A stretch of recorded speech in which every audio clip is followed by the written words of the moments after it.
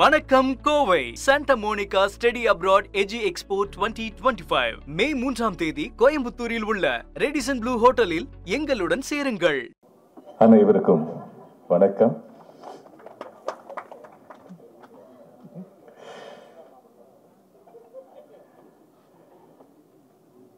கடந்த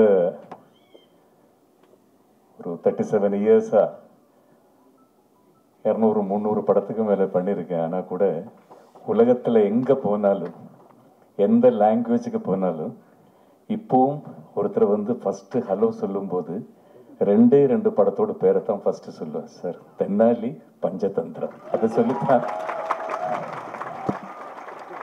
விஷ் பண்ணுவாங்க. அது எந்த லாங்குவேஜில் போனாலும் அதை எனக்கு கொடுத்த KS ரவிக்குமார் சார் அவர்கள் 8th ஸ்டாண்டர்டில் படிக்கும்போது கேரளாவில் ஒரு ஷூட்டிங் பார்க்குறதுக்காக ஒரு நாள் ஃபுல்லாக ஸ்கூல் கட் பண்ணி அந்த க்ரௌடில் ஒரு செகண்டாவதும் நான் அவ்வளோ நேசிக்கிற அந்த ஹீரோ ஒரு கிலோமீட்டர் முன்னாடி அப்படின்னு பார்க்க முடியுமா பார்த்து ரொம்ப தவித்து போய் ஒரு கிளான்ஸ் பார்த்துருக்கேன். 8th ஸ்டாண்டர்ட் அவ்வளோ ஃபேன். அந்த கமல் சார் கூட ஒரே ஸ்டேஜில் உட்கார முடியறதுங்கிறது என்னை பொறுத்த வரைக்கும் பிளஸ்ட் லைஃப். என்னோட பிளஸ்ட். மேடையில் இருக்கும் ஆல் த அதர் டிக்னிட்ரிஸ் எல்லாருக்கும் வணக்கம். மோகன் சார் எங்குமே போகல, இங்கேயே தான் இருக்காரு. அந்த வெத்தலை பாக்கு மனம் இங்கேயே இருக்கு.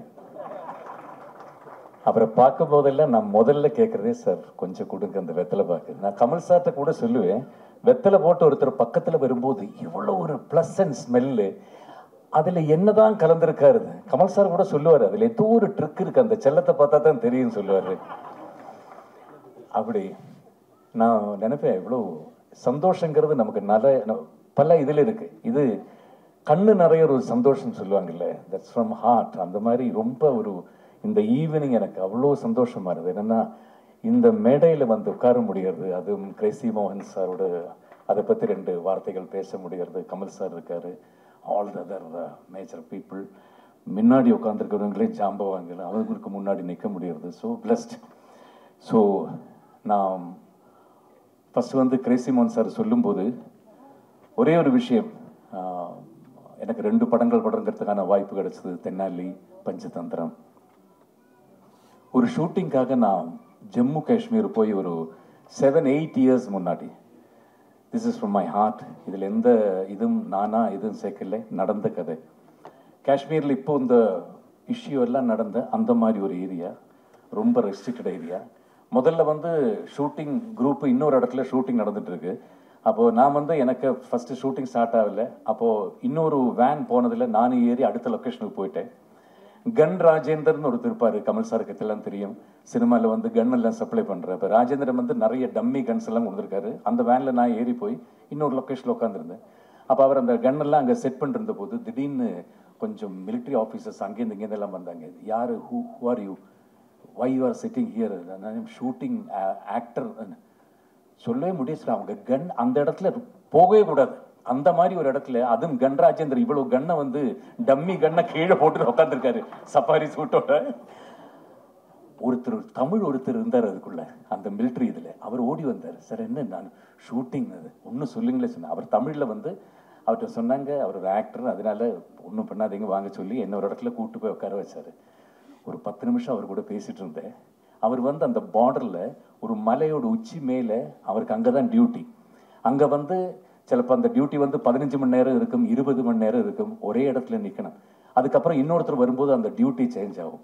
ஆல்மோஸ்ட் ஒரு 20-25 கிலோஸ் இருக்கு அவருக்கு மேலே. அவர் கையில் இருக்கிற அந்த ஸ்டென்கன், மேலே இருக்கிற அந்த ஹெல்மெட், ஃப்ரண்டில் இருக்கிற அந்த ஃபுல் இரும்பில் பண்ண தட் இஸ் அந்த புல்லட் ப்ரூஃப் எல்லாமே மேலே டோட்டல். அதை வச்சுட்டு அந்த குளிரில் அவர் 15 மணி நேரம் 20 மணி நேரம் இருந்த பிறகு நான் போய் கேம்பில் போயிட்டு சிரிச்சிட்டு தூங்குறது எதுன்னு காட்டுறேன்னு சொல்லி அவர் மொபைல் எனக்கு காட்டி கொடுத்தாரு. சார் பஞ்சதந்திரம் நிஜமா, from my heart I am telling. இந்த படத்தை பார்த்துட்டு சிரிச்சிட்டு தான் சார் நான் டெய்லி தூங்குவேன். அது சொன்ன போது நினைச்சு பாருங்க, நம்மளுக்காக நிற்கிற காஷ்மீர் பார்டர்ல இருக்கிற அவர் நைட்ல ஒரு நாளைக்கு இருக்கிற என்னோட 15 நேர டென்ஷனை நான் அதில் தான் ஃபுல்லாக ரிலீவ் பண்ணி போய் படுத்துன்னு தூங்க. தேங்க்யூ சார் சொல்லிட்டு அவர் அப்படியே போயிட்டாரு. ஸோ இப்போது கிரேசி மோகன் சார்கிட்ட மேலே அதுதான் சொல்கிறேன் எனக்கு, சார் தேங்க்யூ அந்த மாதிரி ஒரு படம் எனக்கு கொடுத்ததுக்கு. இப்போ வரும்போது நான் ரவிக்குமார் சார் நானும் அதான் சொல்லிட்டு இருந்தோம், பின்னாடி பேப்பரை கூட ஒரு சீனுக்கு ஒன்றும் கிடையாது சார், ஸ்கிரிப்டே இருக்காது. கமல் சார் வந்து வண்டியில் ஏறி உட்காந்தாச்சு ஒரு வேனில், நாங்கள்லாம் ஏறி உட்காந்தாச்சு. என்ன சீனுங்கிறது பிளாங்க், ஒன்றுமே இல்லை. போகிற வழியில் என்ன சொல்லுங்க, ஒவ்வொருத்தரா சொல்லுங்க சொல்லுங்க சொல்லுங்க சொல்லி அந்த முன்னாடி பின்னாடி சீன் சொல்லி சொல்லி சொல்லி சொல்லி நாகேஷ் சார் முன்னாடி உட்காந்து, நான் எனக்கு டைலாக் எல்லாம் கிடையாதா, நீங்கள் வந்து சரி சரி அந்த போலீஸ் வந்து முதல்ல பெருசு ஊது, என்ன குடிச்சிருக்கியா, இந்த வயசுல குடிக்கலன்னா அப்புறம் எந்த வயசுலயா குடிக்கிறது, சரி அந்த டைலாக். அப்படி அது இம்ப்ரவைஸ் கடைசியில் ரவிக்குமார் சொன்னார், போதும் சார் இல்லைன்னா இந்த சீனை வச்சே படம் ஃபுல்லாக போயிடும் அந்த மாதிரி. அப்படி அந்த மாதிரி ஸோ பிளஸ்டு தான். அப்புறம் கமல் சாரை பற்றி சொல்லும்போது நான் சொன்னேன் 8th ஸ்டாண்டர்ட். அதுக்கப்புறம் முதல்ல நான் ஸ்ரீசங்கரா காலேஜ் காலடி, நான் காலேஜ் ஃபஸ்ட்டு போகிறது 1981. அங்கே போயிட்டு ஃபஸ்ட்டு இன்டர் காலேஜ் காம்படிஷனில் மிமிக்ரி ஃபஸ்ட் ப்ரைஸ் ஃபஸ்ட்டு காட்டுறது கமல் சார் தான். ஃபஸ்ட்டாக நான் மிமிக்ரிங்கிறது பண்ணுறது கமல் சார் வாய்ஸில். அன்றைக்கி நான் பண்ணினது அவர் பண்ண ஒரு மலையாளம் ஃபிலிம் மதனோல்சோ, அந்த டைம்லேயே super duper hit. All the languages நான் சொல்கிறேன், அந்த டைமில் Kannada, Telugu, Hindi, Tamil, Malayalam all super star இருந்தால் கமல் சார் தான். எல்லாம் ஆல் த லாங்குவேஜஸ். அப்போ இன்டர் காலேஜ் காம்படிஷனுக்கு நான் போகும்போது அந்த ஸ்டூடெண்ட்ஸ் இருக்கும்போது நான் அடுத்து இமிட்டேட் போகிறது கமலஹாசன் சொல்லும் போது ஒரு கிளாப்ஸ், அதே ஒரு 15 நிமிஷம் இருக்கு, அதுலேயே ஒரு ஃபர்ஸ்ட் ப்ரைஸோட பாதி கிடச்சிடு. Sir can I with your permission?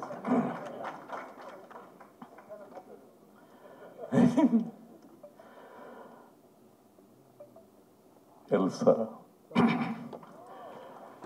നിന്നെ മണവാട്ടിയുടെ വേഷത്തിൽ കാണുമ്പോൾ ആകാശത്തുള്ള അത്ര നക്ഷത്രങ്ങളും എൻ്റെ കണ്ണിൽ വന്ന് നിൽക്കുന്ന പോലെ ഒരു തോന്നൽ. നിന്നെ വിട്ടു പറഞ്ഞൊരു ജീവിതം, നിന്നെ കൂടാതൊരു ജീവിതം, അത് സോറി, താങ്ക് യു.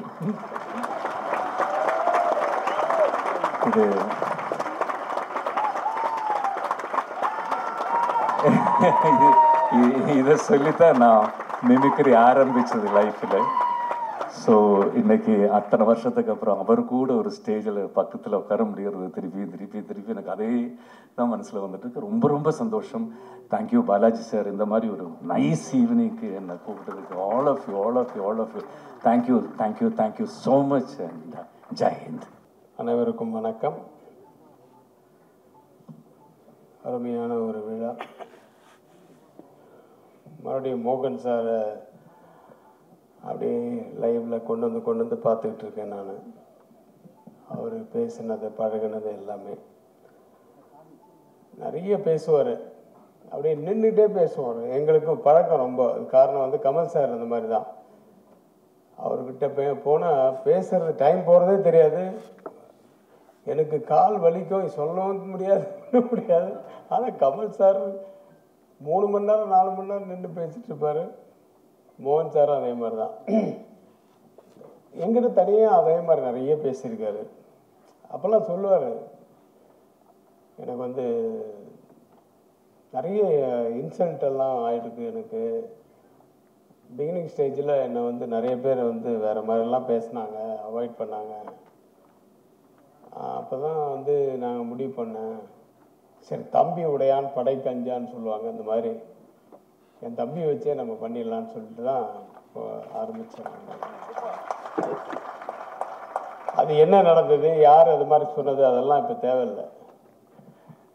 ஆனால் அந்த மாதிரி இப்போவும் சில பேர் சொல்லிகிட்டு இருக்காங்க ஸ்டேஜில். சில இதெல்லாம் பார்க்குறோம், நம்ம கேட்குறோம். அது வந்து அதுக்கு காரணங்கள் இருக்குது. அவர் வந்து ரொம்ப நேரம் நிறைய எழுதுவாருங்கிறது உண்மைதான்.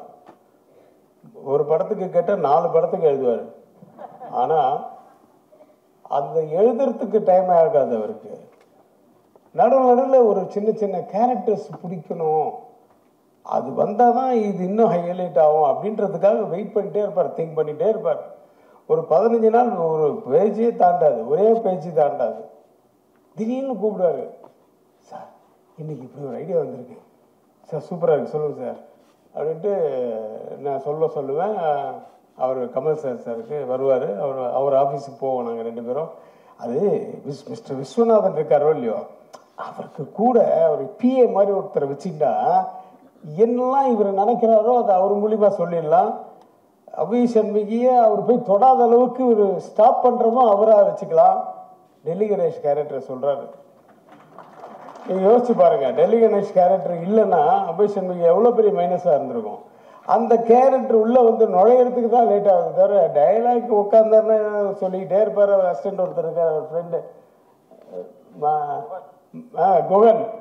அப்பா குகன்லாம் என் ஆஃபீஸ்லேயே கிடப்பார், நைட்டில் தான் எழுதுவார். இப்போ இன்றைக்கி தான் சொல்கிறாங்க ஏஆர் ரஹ்மான் அவங்க சிம்பு இவங்கெல்லாம் நைட்டில் தான்ப்பா நிறைய ஒர்க் பண்ணுவாங்க.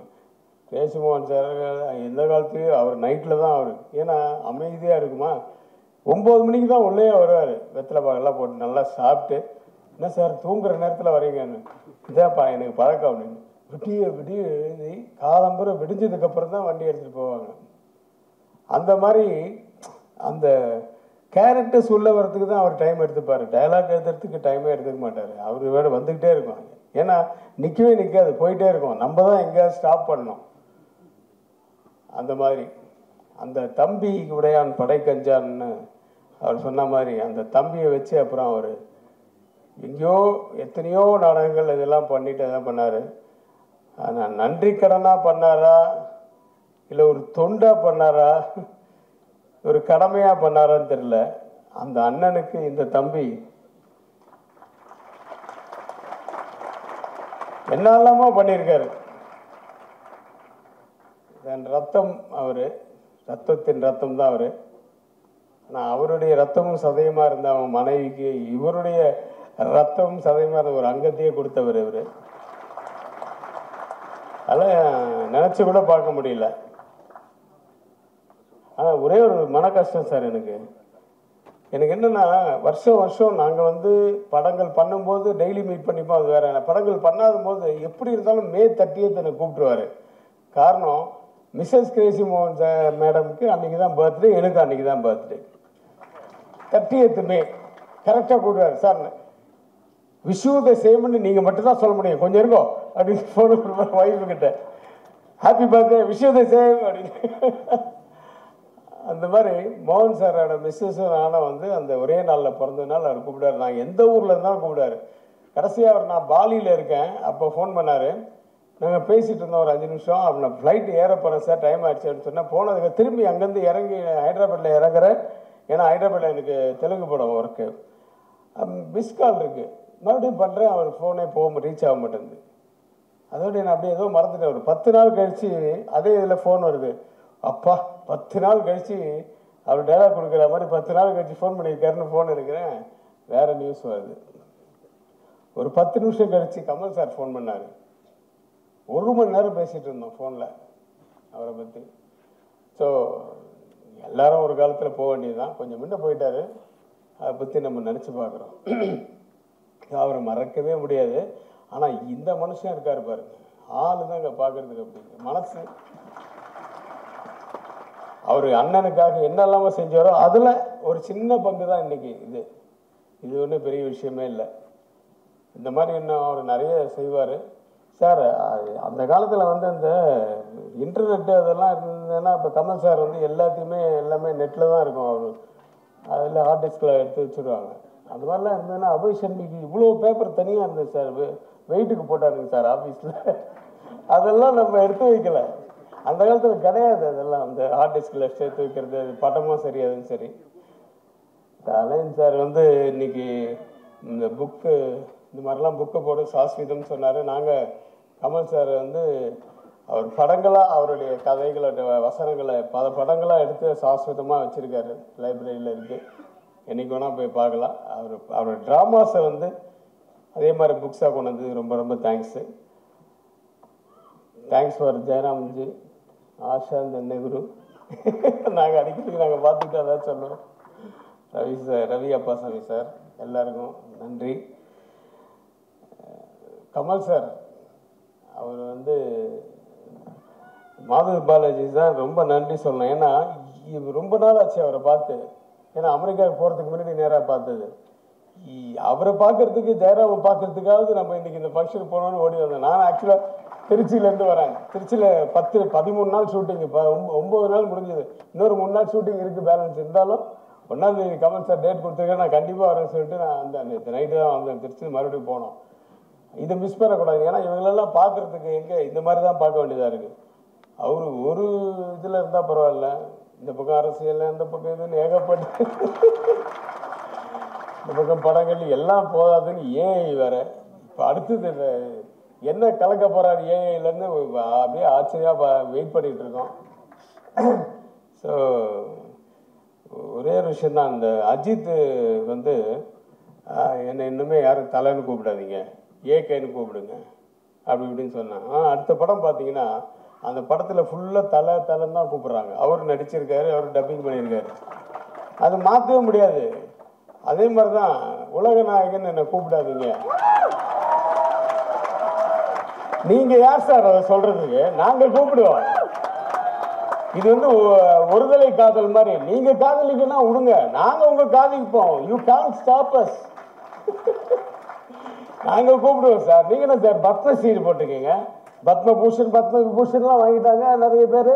அப்போ யார் தனியாக நிற்கிறோன்னா ஒரு பேர் வேணும்ல. அது உலக நாயகன் தான் நாங்கள் கூப்பிடுவோம். உலக நாயகன் கமல் சார் தான். அவங்க வேணான்னு அவங்க சொல்லிட்டு போட்டோம். நம்மளை நிறுத்தவே முடியாது யாரும். அதை விட இன்னும் சூப்பர் விண்வெளி நாயகன் மணி சார். அடுத்தது இதுக்கப்புறம் வேற பட்டமே இல்லை. ஸோ அந்த உலக நாயகன் இருக்கும் மேடையில் என்னையும் அழைத்ததற்கு மிக்க நன்றி மாதவ் சார். இன்னும் நிறைய நினச்சிட்டு இருக்கேன். ஆனால் நான் அவங்க பேச்சை கேட்கறதுக்கு நிறைய வெயிட் பண்ணிட்டு இருக்கேன். அதனால நன்றி கூறி விடைபெறுகிறேன். வணக்கம் Kovai. Santa Monica study abroad எஜி எக்ஸ்போ 2025 மே 3ஆம் தேதி கோயம்புத்தூரில் உள்ள ரெடிசன் ப்ளூ ஹோட்டலில் எங்களுடன் சேருங்கள்.